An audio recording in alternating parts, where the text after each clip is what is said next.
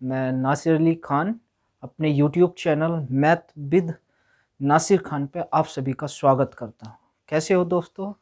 आशा करता हूँ कि आप लोग अच्छे होंगे और आपकी पढ़ाई भी अच्छी चल रही होगी। तो आज मैं आपको लेकर आया हूँ टॉप 15 क्वेश्चन जो आपके एसएससी जीडी और यूपी पुलिस के लिए बेहद ही महत्वपूर्ण होने वाले हैं। और इन सवालों को मेरे प्यारे बच्चों बहुत ही ध्यान से आप लोगों को पढ़ना है और इन्हें अपने आप से ही इनको करना है। ठीक है, बेहद ही इम्पोर्टेंट आपके लिए ये सवाल होने वाले हैं। और आपके जो आगामी परीक्षा आ रही है एसएससी जीडी और यूपी पुलिस तो देखिए, सबसे पहला सवाल आपका क्या है। सबसे पहला सवाल है 2/7, 1/3, 5/6 और 3/4 में कौन सी भिन्न सबसे बड़ी है। यानी कि आपको क्या दे रखा है, 4 भिन्न दे रखी हैं और भिन्नों में से आपको सबसे बड़ी भिन्न निकालनी है कि सबसे बड़ी भिन्न क्या होगी। ठीक है, तो बड़े ध्यान से मेरे प्यारे बच्चों, कम से कम टाइम में इन सवालों को करने की हम कोशिश करेंगे। देखिए आप, मैं कैसे करता हूँ इस सवाल को। जब कभी भी आपका इस टाइप का सवाल आता है तो हम सबसे पहले इनका अंतर देख लेते हैं। 2 और 5 में अंतर, 2 और 7 में कितना अंतर, 5 का। 1 और 3 में अंतर कितना, 2 का। 5 और 6 में अंतर कितना, 1 का। 3 और 4 में कितने का अंतर, 1 का अंतर। ठीक है, तो अब हम कैसे करते हैं इन सवालों को, बहुत ध्यान से देखना मेरे प्यारे बच्चों आपको कि कैसे होगा ये। 2 और 5 का अंतर कितना, 2 और 7 का अंतर 5, 1 और 3 में अंतर 2, 5 और 6 में अंतर 1, 3 और 4 में अंतर 1। तो इसको मैं क्या लिख लूँगा, 2/5। फिर आगे देखो आप, 1/2, 5/1 और 3/1। अब बड़ी आसानी से आप 5 और 2 का एलसीएम ले सकते हो। तो मैं 5 और 2 का एलसीएम लूँगा तो कितना हो जाएगा आपका, 10।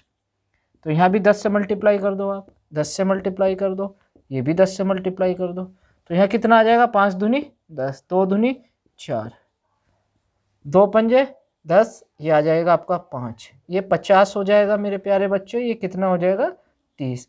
अब आपको क्या निकालना, सबसे बड़ी भिन्न। इसमें सबसे बड़ा नंबर कौन सा है आपका, 50। 50 के सामने वाली भिन्न क्या है, 5/6। यानी कि आपका सबसे बड़ी भिन्न कौन सी हो जाएगी, 5/6 आपकी भिन्न सबसे बड़ी हो जाएगी। अगर आपसे सवाल में पूछता सबसे छोटी भिन्न, सबसे छोटी भिन्न आप निकाल सकते हो। सबसे छोटा नंबर आपका कितना है, 4। 4 वाली कौन सी भिन्न है, 2/7। सबसे छोटी पूछता तो आपका सबसे छोटी ये वाली भिन्न हो जाती। ठीक है, तो आई होप आपको सवाल अच्छे से क्लियर हो गया होगा। अगले सवाल की ओर बढ़ते हैं हम। अगला सवाल आपका क्या दे रखा है। अगला सवाल है, यदि किसी संख्या को 121 से विभाजित किया जाए तो शेषफल 25 आता है। मेरे प्यारे बच्चों, यदि उसी संख्या को 11 से विभाजित किया जाए तो शेषफल कितना होगा। देखो, इसमें मैं आपको एक बात बताने वाला हूं जो आपके लिए बेहद ही महत्वपूर्ण होने वाली है। 121 और लास्ट में कितना आ रहा है शेषफल, 11 से विभाजित करते हैं तो शेषफल कितना आ जाएगा। अगर ये वाली संख्या 11 से पूर्णतः विभाजित है, 121 जो है 11 से पूर्णतः विभाजित है कि नहीं है। आप बोलोगे हाँ सर 11 से पूर्णतः विभाजित है। जैसे ही मैंने देखा कि 121 11 से विभाजित है, तो अगर मैं 25 को भाग देता हूं 11 से तो कितना आपका शेषफल बच जाएगा, 11 दूनी 22, यानी कि शेषफल आ जाएगा, रिमाइंडर आपका 3 आ जाएगा। यही आपका आंसर होगा, ऑप्शन नंबर ए आपका करेक्ट हो जाएगा। अगर सवाल आपका इस टाइप का बन जाता है कि 101 यहाँ कोई आपको नंबर दे रखा है और आपने डिवाइड किया इस नंबर से, ये नंबर आपका पूर्णतः विभाजित होना चाहिए। ठीक है, तभी हम ये वाले जो शेषफल आता है तभी हम लास्ट वाले नंबर से डिवाइड करते हैं। तो सबसे पहले इसमें क्या दे रखा है, यदि किसी संख्या को 121 से विभाजित किया जाए तो शेषफल कितना आएगा मेरे प्यारे बच्चों, 25 आ जाता है।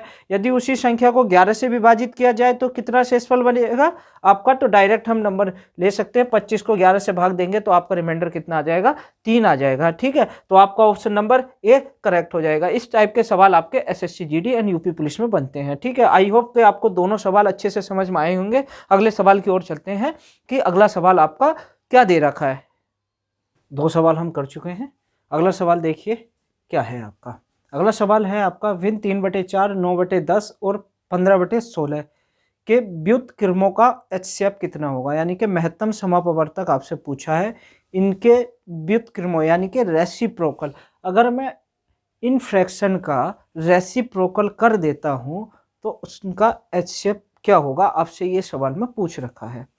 क्या पूछ रखा है, एचसीएफ पूछ रखा। तो आपको ये मालूम होना चाहिए कि जब कभी भी हम एचसीएफ फाइंड करते हैं तो क्या करते हैं, ऊपर वाले नंबरों का एचसीएफ ले लेते हैं और नीचे वाले जो नंबर होते हैं उनका एलसीएम ले लेते हैं। अगर यहाँ एचसीएफ की जगह क्या होता, एलसीएम होता, तो ऊपर वालों का हम जो आपके डिनोमिनेटर वाले नंबर्स होते हैं उनका क्या निकालते हैं, एलसीएम, और जो आपके डिनोमिनेटर वाले नंबर्स होते हैं उनका एचसीएफ निकालते हैं अगर एलसीएम आपसे पूछा है। जो पूछा है तो सबसे पहले ऊपर वाले का हम क्या निकालेंगे, अगर एचसीएफ पूछा तो एचसीएफ निकालेंगे, एलसीएम पूछा तो एलसीएम निकालेंगे। तो यहाँ क्या पूछ रखा आपसे, एचसीएफ पूछ रखा, तो हम क्या निकालेंगे यहाँ सबसे पहले एचसीएफ, और वो भी किसका, इनके व्युत्क्रमों का, इनका रेसिप्रोकल करने पर एचसीएफ कितना होगा। अगर मैं 3/4 का रेसिप्रोकल कर देता हूँ तो 4/3 बन जाएगा, 9/10 का 10/9 बन जाएगा, एंड 15/16 का 16/15 बन जाएगा।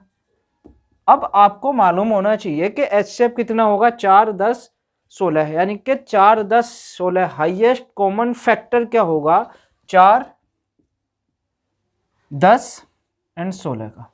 तो आप निकाल सकते हो 2 गुणा 2, ईजी है आपके लिए ये, 2 गुणा 5 और 2 गुणा 2 गुणा 2 गुणा 2। अब ये बताओ तीनों में कॉमन क्या है, आपका 2 है, तो एचसीएफ इसका कितना हो जाएगा मेरे प्यारे बच्चों, 2 हो जाएगा। अगर पूछा है, अब नीचे वाले नंबर का क्या निकालना है, एलसीएम निकालना है। एलसीएम कैसे निकालोगे, एलसीएम होता है लिस्ट कॉमन मल्टीपल, लघुत्तम समापवर्तक, यानी कि 3, 9, 15 ऐसा कौन सा सबसे छोटा नंबर है जो 3 और 9 और 15 को पूर्णतः विभाजित कर देता है। यानी कि एलसीएम का मतलब ये होता है लिस्ट कॉमन मल्टीपल, ऐसा सबसे छोटा कौन सा नंबर है जो गिवन नंबर को, जो आपके गिवन नंबर दे रखे होते हैं उन्हें पूर्णतः विभाजित कर दे।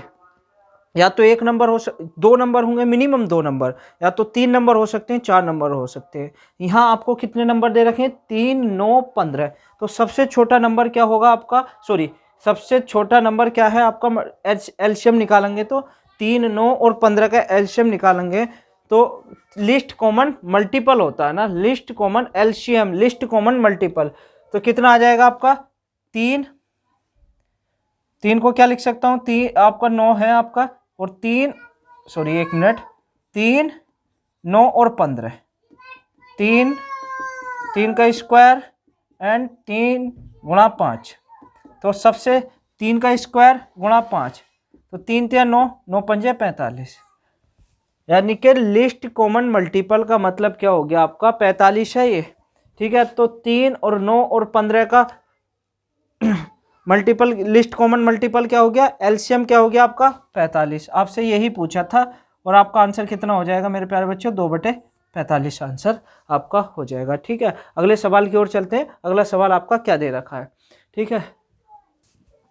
सवाल देखिए, सवाल नंबर 4, 0.2 का क्यूब गुणा 200 भाग 2000 का 0.2 का होल स्क्वायर का सरलीकृत कीजिए। तो सबसे पहले हम बोर्ड मास के अकॉर्डिंग चलते हैं। बोर्ड मास में सबसे पहले का को ख़त्म करते हैं, फिर भाग, फिर आपका गुणा। तो इसमें क्या 3 चीज़ें दे रखी हैं आपको, का, फिर भाग, फिर गुणा। तो सबसे पहले इधर से सोल्व करता हूँ मैं, ये कितना हो जाएगा, 0.008 कहाँ से आया, अगर 0.2 गुणा 0.2 गुणा 0.2 की मल्टीप्लाई करूँगा तो 2 दूनी 4 दूनी 8, कितने अंक पहले डेसिमल, 1 2 3, 1 2 3, ठीक है।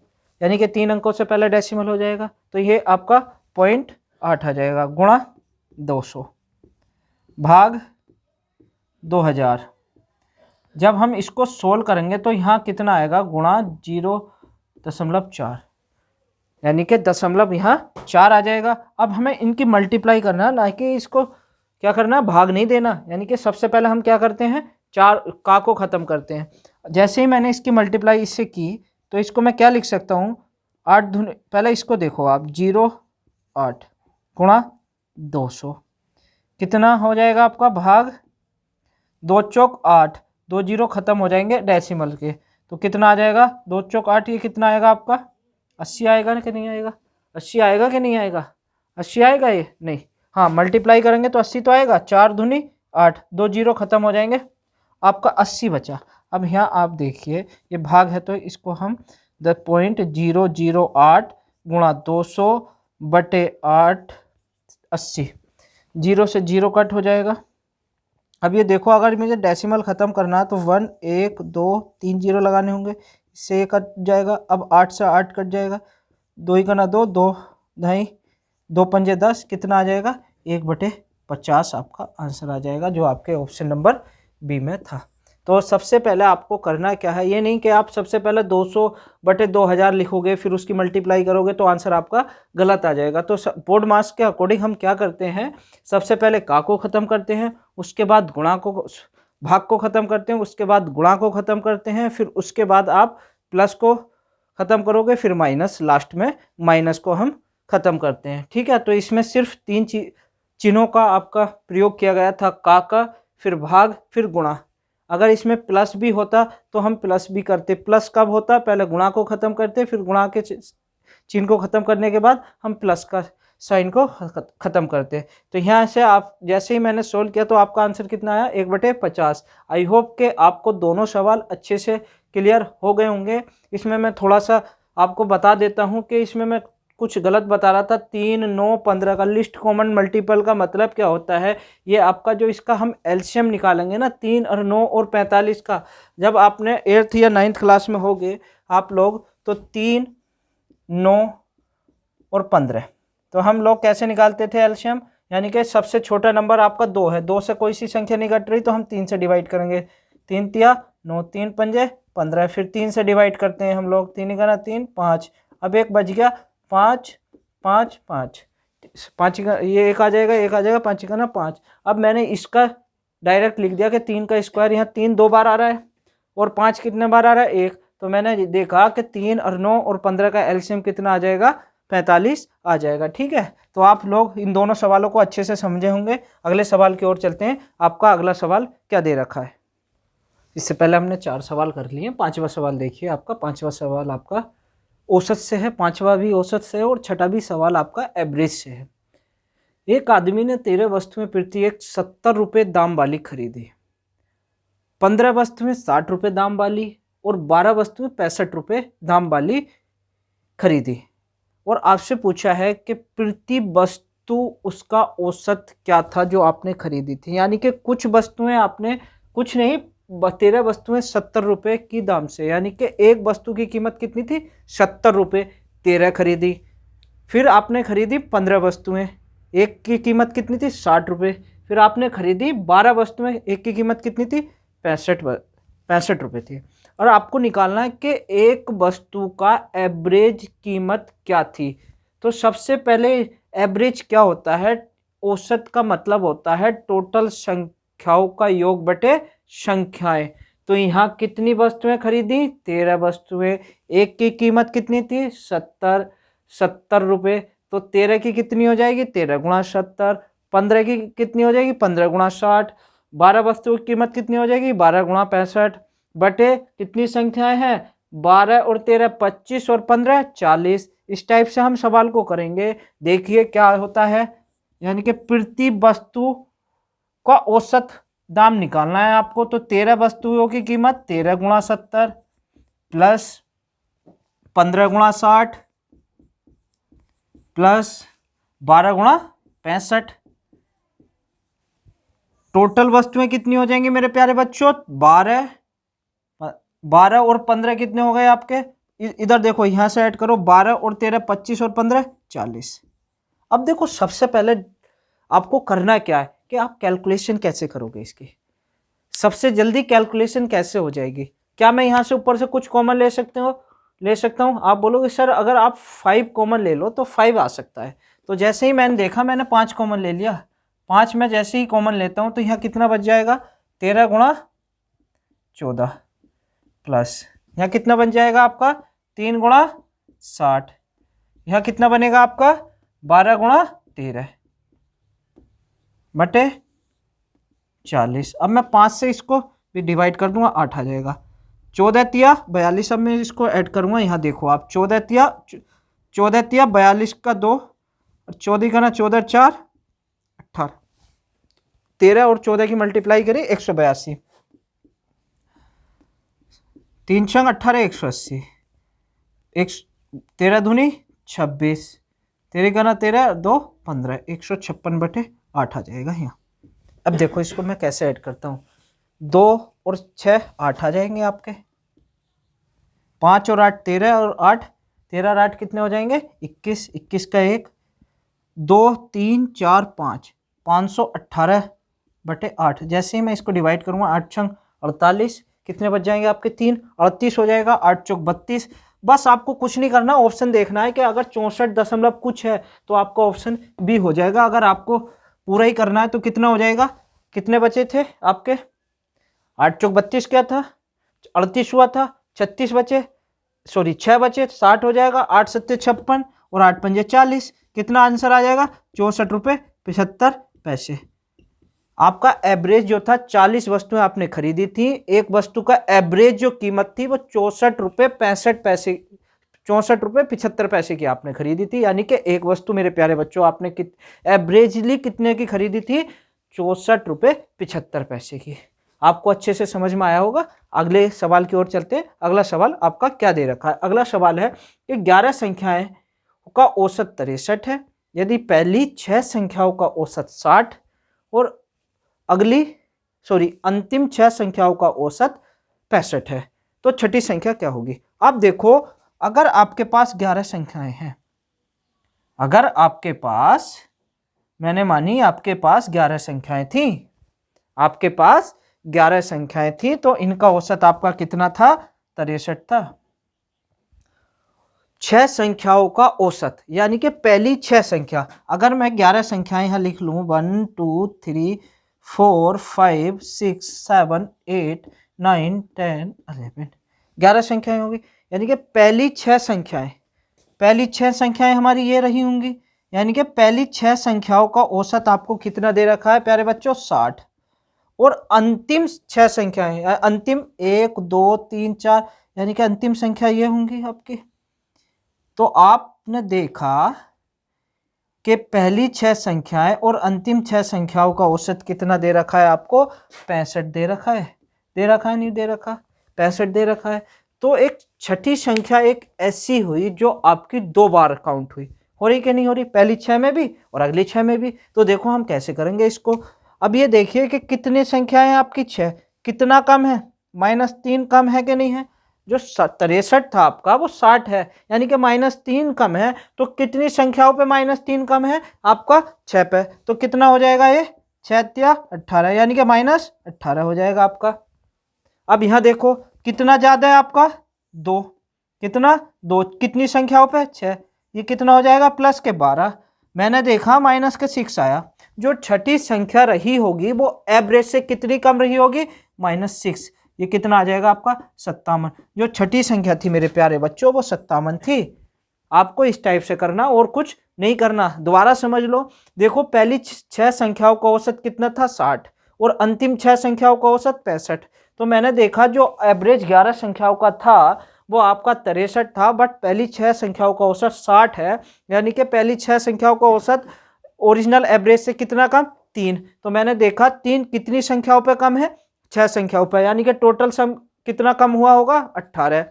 मैंने देखा कि अगली अंतिम 6 संख्याओं का औसत 65, यानी कि ओरिजिनल एवरेज कितना था आपका 63, कितना ज़्यादा है 2, कितनी संख्याओं पे 6, तो टोटल कितना ज़्यादा हो जाएगा आपका 12।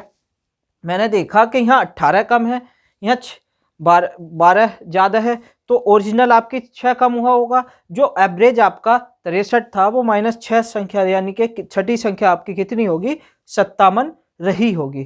ठीक है, अगर आपको बेसिक से करना है तो हम कैसे करते थे, यहाँ देखो 11 का एवरेज कितना था, हर एक पर 63 आए, तो 11 का सम कितना हो जाएगा 11 तिया 33, 11 छंग 66 और 3 69, 69 कितने हो जाएंगे 66 और 3 69, यानी कि टोटल 693 था।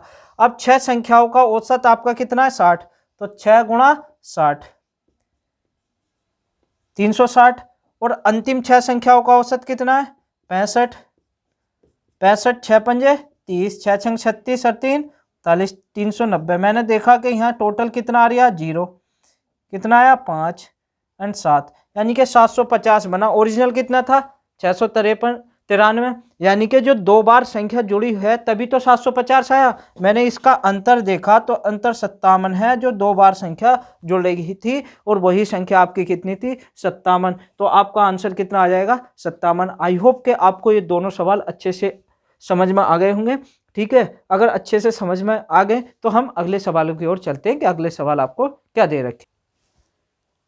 तो हमने कितने सवाल कर लिए, 6 सवाल कर चुके हैं। 7वां सवाल देखिए, 7वां सवाल आपका क्या है, मोस्ट इम्पोर्टेंट आपका सवाल है 7वां, कि 20 लीटर और 36 लीटर के 2 मिश्रणों में स्प्रिट और जल का अनुपात, स्प्रिट और जल आपका है उसका अनुपात आपको दे रखा है 3:7 और 7:5। दोनों मिश्रणों को इकट्ठा मिला दिया गया, नए मिश्रण में स्प्रिट और जल का अनुपात है। आपको क्या निकालना है, 20 लीटर दे रखा है, 3 और 7 की वैल्यू, 36 लीटर को किस में डिवाइड किया, 7 और 5 में डिवाइड कर दिया। अब इन दोनों को मुझे क्या करना है, आपस में मिला देना है। मिलाने के बाद आपको बताना है कि नया जो आपका मिक्सचर है वो आपका क्या होगा। तो स्प्रिट को मैं S मान लेता हूँ, स्प्रिट को S माना और वाटर को मैंने W माना। तो सबसे पहले देखो 3 और 7 यानी कि S1 और W1 3 और 7 के रेशियो में दे रखे हैं, यानी कि टोटल कितना 10। 10 की वैल्यू कितनी है आपके पास, 20 लीटर। 1 की वैल्यू कितनी हो जाएगी, 2। तो 2 दिया 6 लीटर आपके पास क्या था, स्प्रिट था, और 2 सत्ते 14, यानी कि 14 लीटर आपके पास वाटर था। तब जाके आपका ये 20 लीटर बना था। अब आगे देखिए आप, 36 लीटर है तो आपका S2 स्प्रिट और W2 कितना है, 7 और 5, 7 5 12 होते हैं। 12 की वैल्यू कितनी, 12 की वैल्यू कितनी आपको दे रखी है, 36। 1 की वैल्यू कितनी हो जाएगी, 3, यानी कि दूसरे मिक्सर में जो था आपका 3 सत्ते 21 लीटर क्या था, स्प्रिट था, और 3 पंजे 15 आपका वाटर था, 15 लीटर वाटर था। अब मैंने दोनों को मिक्सचर कर दिया, यानी कि स्प्रिट स्प्रिट के साथ मिलेगा और वाटर वाटर के साथ मिलेगा। तो 6 लीटर और 21 लीटर, जो रिजल्ट निकलेगा 6 + 21, रेशियो कितना था यहाँ, 14 + 15, 14 + 15। मैंने देखा यहाँ इसको ऐड कर देता हूँ 27, यहाँ देखा मैंने 29। तो फाइनल आंसर आपका कितना आया, 27:29। आई होप कि आपको ये सवाल अच्छे से समझ में आया होगा। अगर सवाल समझ में नहीं आया है आपको तो दोबारा वीडियो को देखिए आप। ठीक है, तो सवाल ये कह रहा था, यानी कि 20 लीटर और 36 लीटर के 2 मिक्सर में स्प्रिट और जल का अनुपात 3:7 था और दूसरे में 7:5 था। इन दोनों को मैंने मिक्स किया। मिक्स करने के बाद आपको फाइनल अनुपात बताना था कितना होगा। तो मैंने देखा 20 लीटर को किस में डिवाइड कर रखा था, 3 और 7 के रेशियो में। तो 6 लीटर आपका स्प्रिट रहा होगा, इसमें 14 लीटर वाटर है। दूसरे में कितना, 21 लीटर स्प्रिट है, और वाटर कितना है, 15 लीटर। मैंने दोनों को मिलाया, स्प्रिट स्प्रिट के साथ मिलेगा, वाटर वाटर के साथ मिलेगा, दोनों को मिलाया 27:29 आ गया। ठीक है, अगले सवाल की ओर चलते हैं। यदि ए की आय का 60% बी की आय के 75% के बराबर है, यानी कि income of A is 60% is equal to income of B of 70%। ठीक है, यानी कि आपको क्या दे रखा है, ए की जो आय है, ए की आय का 60% बी की आय के 75% के बराबर दे रखा है। ए की आय का 60% बी की आय के 75% के बराबर दे रखा है। तो मैं क्या करूँगा, यहाँ लिख दूंगा इनकम ए को मान लेता हूँ बस, ए 60% किसके बराबर है, बी के 75%। परसेंट से परसेंट कैंसिल, 5 किससे डिवाइड कर सकता हूँ बताइए, 15 से डिवाइड कर सकता हूँ। 15 चौका 60 और 15 पंजे 75। और ए और बी की इनकम का रेशियो कितना आ जाएगा आपका, 5:4। ए और बी की इनकम का रेशियो 5:4 में आ गया। मैंने देखा कि आगे क्या लिख रखा है कि बी की आय ए की आय के x% के बराबर है, यानी कि बी की आय कितनी है, 4 बराबर ए की आय कितनी, 5 के x% के बराबर x/100, 5 दूनी 10, 20 चौक 80। आपसे सवाल में यही पूछा था x की वैल्यू कितनी होगी, तो आपका आंसर 80 आ जाएगा, जो ऑप्शन नंबर 3 आपका करेक्ट हो जाएगा। ठीक है, आई होप आपको दोनों सवाल अच्छे से समझ में आ गए होंगे। अगर वीडियो आपको अच्छी लग रही है और हेल्पफुल लग रही है ना, तो आप वीडियो को लाइक करिए और लाइक करने के बाद ज़्यादा से ज़्यादा इसको शेयर कीजिए। ठीक है, तो अगले सवाल की ओर चलते हैं मेरे प्यारे बच्चों। अगला सवाल आपका क्या दे रखा। तो हम 8 सवाल कर चुके हैं। आप क्वेश्चन नंबर 9 देखिए, क्या कह रहा है 9। दोनों सवाल आपके प्रॉफिट एंड लॉस से हैं। पहला सवाल है आपका, क्वेश्चन नंबर 9 है, यदि क्रय मूल्य 80 रुपये है, ऊपरी व्यय यानी कि ऊपरी खर्चा 20 रुपये है, तो विक्रय मूल्य 120 रुपये है, तो लाभ प्रतिशत है। बहुत इजी सवाल है। आप तो ऊपरी व्यय कितना था आपका 20 रुपये, 80 में खरीदा, तो टोटल आपको कितने में वो वस्तु पड़ी 100 रुपये की। इनके टोटल आपका जो सीपी था 80 रुपये में खरीदा, 20 रुपये एक्स्ट्रा खर्च कर दिए, तो कितना हुआ 100 रुपये। 100 रुपये खर्च करने के बाद आपको 120 में बेच दिया, कितने का प्रॉफिट हुआ आपको 20। प्रॉफिट परसेंट हमेशा किस पर निकलता है, सीपी पर निकलता है, तो प्रॉफिट परसेंट कितना हो जाएगा आपका 20/100 गुणा 100, कितना आ जाएगा 20%। यही सवाल मैं आपसे पूछा था, और क्या पूछा था, तो आपका ऑप्शन नंबर ए आपका सही हो जाएगा। अगले सवाल की ओर चलते हैं। ठीक है, एक व्यापारी अपनी वस्तुओं को क्रय मूल्य से 45% अधिक अंकित करता है और अंकित मूल्य पर 20% छूट देता है। वस्तुओं पर उससे होने वाला लाभ प्रतिशत ज्ञात कीजिए। वस्तुओं पर उससे होने वाला लाभ प्रतिशत ज्ञात कीजिए। अब यहाँ देखो, आप सवाल में क्या दे रखा है, आपका सीपी है और आपका एमपी है। एमपी का मतलब, एमपी बोलते हैं हम मार्क प्राइस को, यानी कि अंकित मूल्य।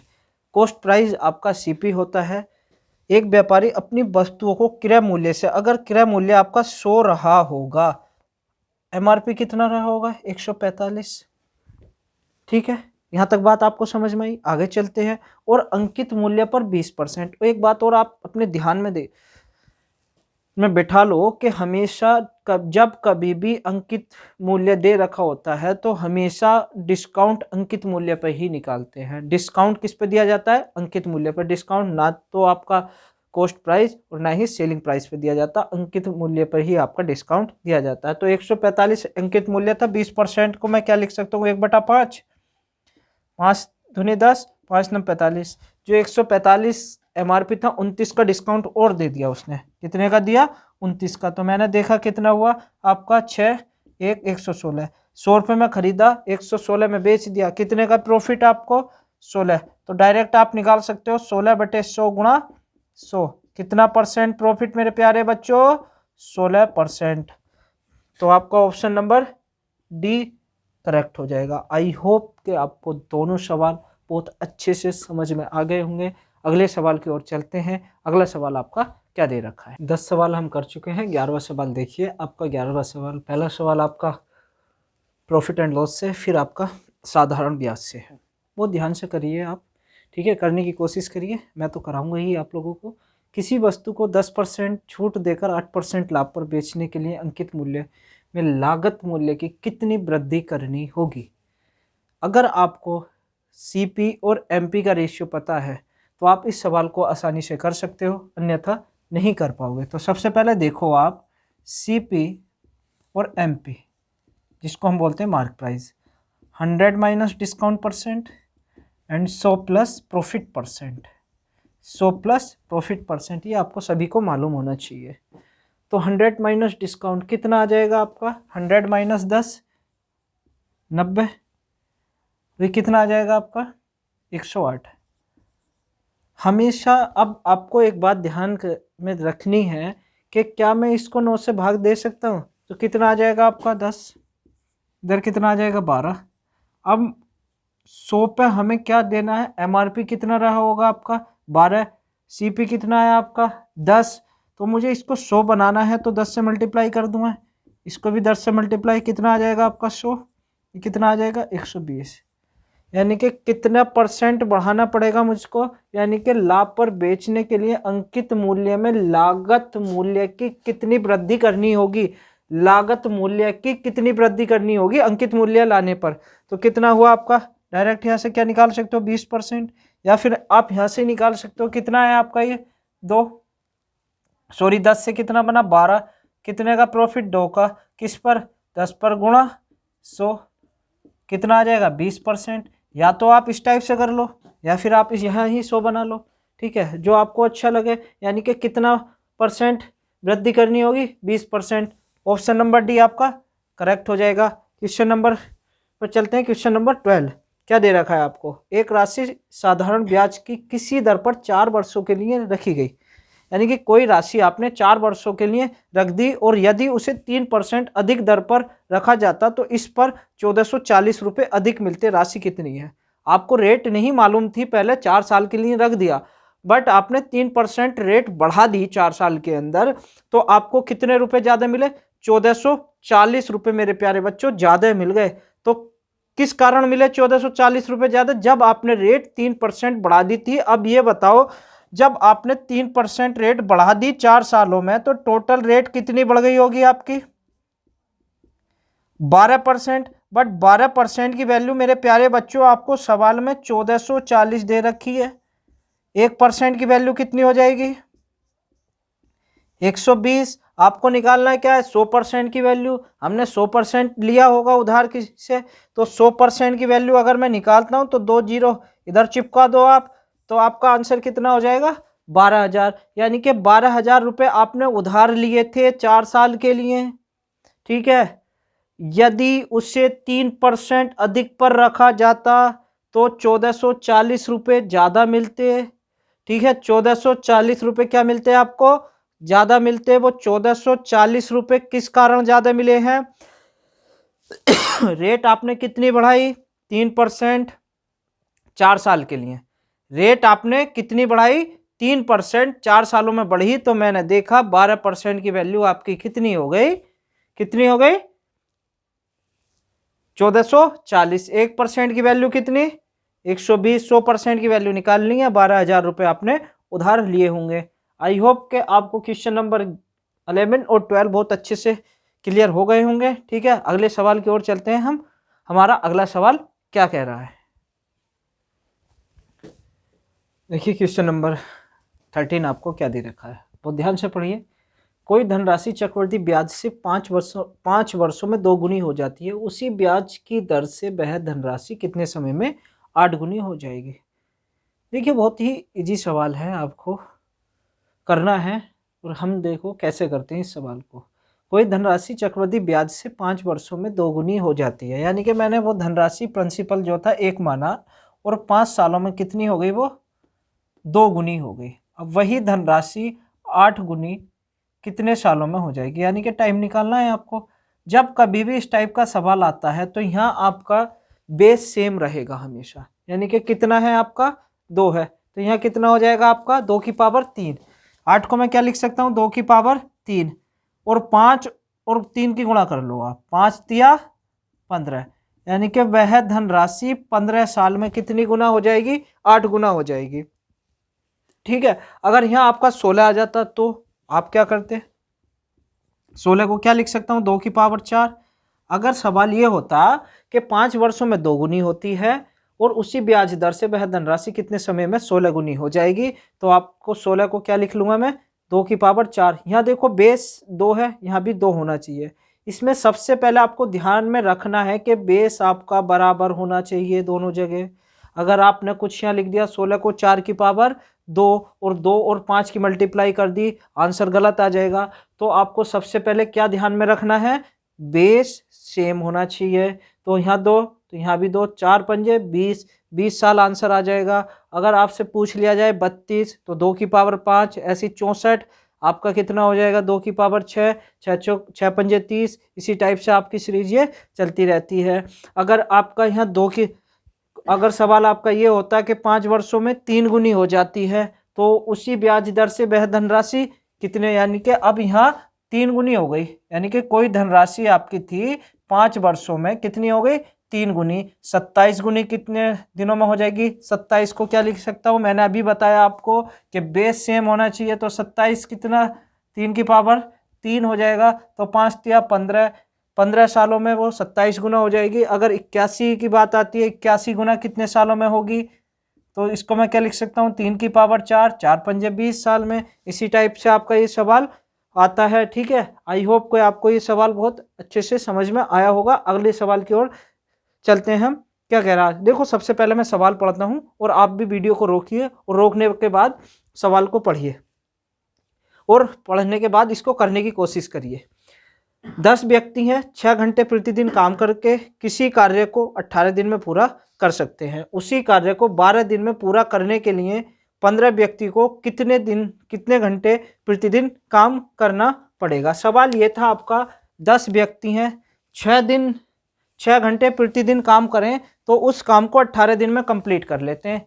10 व्यक्ति 6 दिन काम करने के बाद 6 घंटे प्रतिदिन काम करने के बाद वो 18 दिन में उस काम को कंप्लीट कर लेते हैं।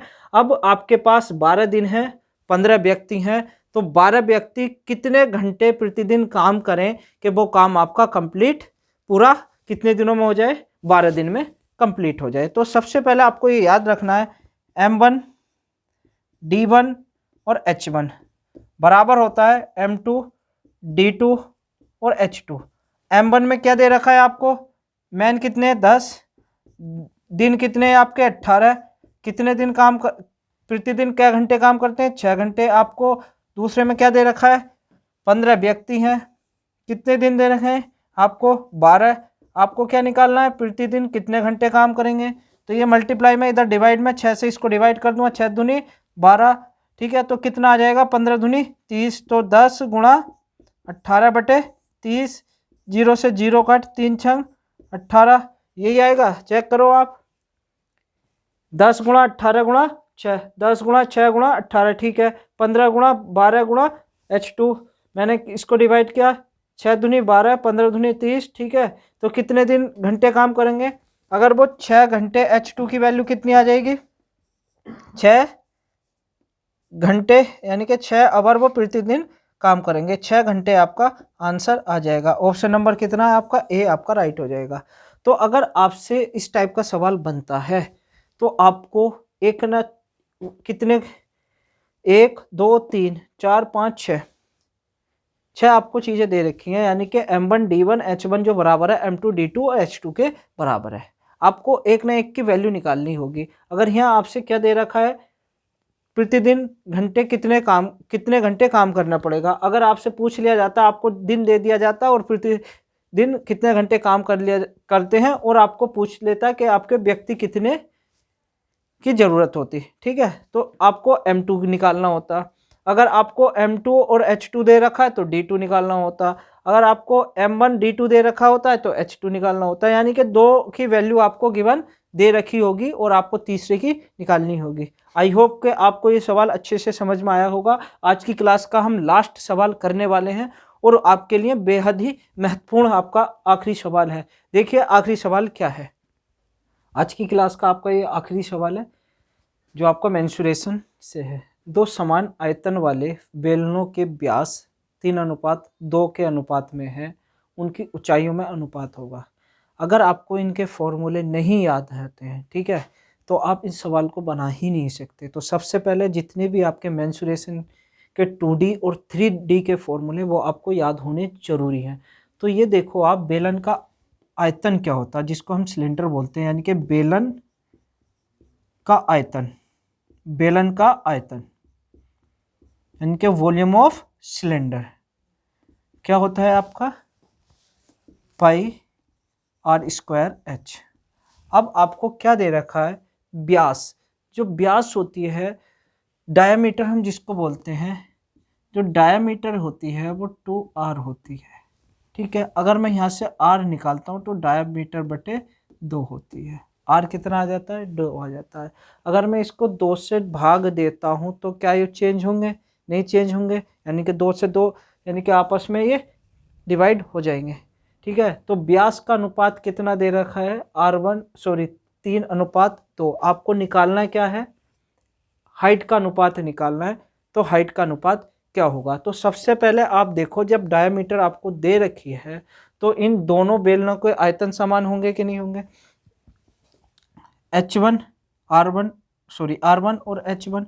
अब दूसरा बेलन है उसका आयतन कितना होगा πh2 और r² और H2। अब आपको H1 और H2 निकालना है मेरे प्यारे बच्चों। कैसे निकालोगे, अगर मैं आपसे बात करता हूँ यहाँ तो यहाँ देखो आप H1 R1 का स्क्वायर H1 बराबर पाई R2 का स्क्वायर H2। आपको क्या निकालना है, ये बराबर है कि नहीं है, आपके कांस्टेंट है, पाई से पाई कट हो जाएगा। H1 की वैल्यू कितनी, यानी कि हम 3/2 का स्क्वायर H1 बराबर 2/2 का होल स्क्वायर, यानी कि 1 आ जाएगा। ये तो कितना हो जाएगा आपका H2। अब यहाँ से देखो आप 9/4 H1 बराबर H2। अब आपको क्या निकालना, H1/H2। तो क्या लिख लूँगा मैं, H1 और H2 क्या आ जाएगा आपका, ये 4/9 हो जाएगा। आपको 9/4 नहीं लिखना होगा, ऑप्शन में 9/4 भी हो सकता है। तो आपको ऑप्शन नंबर ए आपका करेक्ट हो जाएगा। ठीक है, तो कभी भी आपसे पूछ लिया जाता है कि H1 और H2 का रेशियो कितना होगा, अगर आपसे पूछ लिया जाता कि उनकी ऊंचाइयों में अनुपात कितना है, तो आपका कितना आ जाएगा, 4:9 आ जाएगा। ठीक है, तो यानी कि दोनों का वॉल्यूम क्या है आपका, बराबर है। पाई से पाई कॉमन है आपका। R1 कितना आया, R1 कितना है, मैंने ब्यास दे रखी है 3 और 2, या आप तो डायरेक्ट भी कर सकते हो इसको। अगर आपको डायरेक्ट भी करना है तो डायरेक्ट भी हो सकता है, क्योंकि अगर मैं इसको 3/2 करता हूँ और 2/2 करता हूँ तो ये कितना आ जाएगा आपका, इससे ये कट हो जाएगा। आना कितना है आपका, 3 और 2। ठीक है, तो यहाँ आपको 3/2 भी नहीं करके आप डायरेक्ट भी कर सकते हो कि पाई तो आपका क्या है, कॉमन है। तो आपका H1 और H2 का रेशियो कितना आ जाएगा, यहाँ देखो H1/H2 बराबर आ जाएगा R2 का स्क्वायर अपॉन R1 का स्क्वायर। तो यहाँ से हमने R1 और H2 कितना, R1 और R2 कितना निकाल लिया था, H1/H2 3 का स्क्वायर, R2 कितना है आपका 2 का स्क्वायर 4 और 3 का स्क्वायर 9। डायरेक्ट भी आप लगा सकते हो, इतना ना लिख के। ठीक है, तो आई होप आपको ये 15 सवाल बहुत अच्छे से समझ में आ गए होंगे। ठीक है, अगर समझ में नहीं आए तो वीडियो को दोबारा देखिए, और जितना हो सकता है इस वीडियो को आप ज़्यादा से ज़्यादा शेयर कीजिए, और वीडियो आपको अच्छी लगी हो तो वीडियो को एक लाइक भी कीजिए। ठीक है, तो मिलते हैं मेरे प्यारे दोस्तों अगली वीडियो में। ठीक है, जब तक के लिए मैं आपसे विदा लेता हूँ। जय हिंद।